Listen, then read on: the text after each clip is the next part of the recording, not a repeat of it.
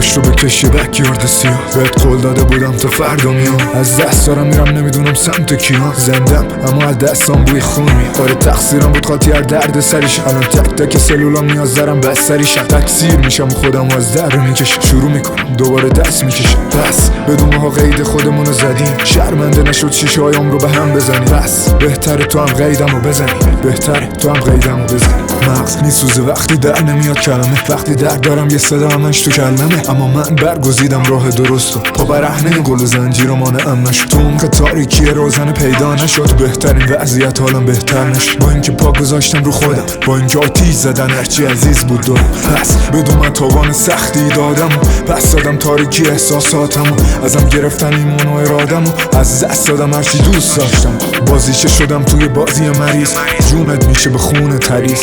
میسازه ازت یه جام گریز، تو هم هرچی نفرت داری تو این تماس.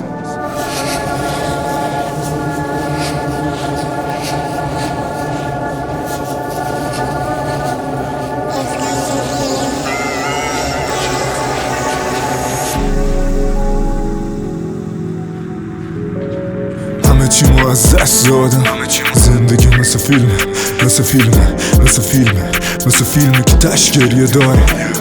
خودشم نمیدونه کجای کاره، خودشم نمیدونه کجای کاره. میرم جلو فقط خط میزنم، به رویاهام سر میزنم. میگم خب مینه کی هم که نشد، تماشا چی از پشت برام دست میزن، دست میزن، دست میزن. تماشا چی دست میزن. دوباره شروع شد آنم، شکستم از تو خوردم. من خیلی تنها، حتی نمیاد من سراغم. همه زد دنبال چرایم، دور خاموش میشه چراغم. من انتهای خطم، من انتهای خطم.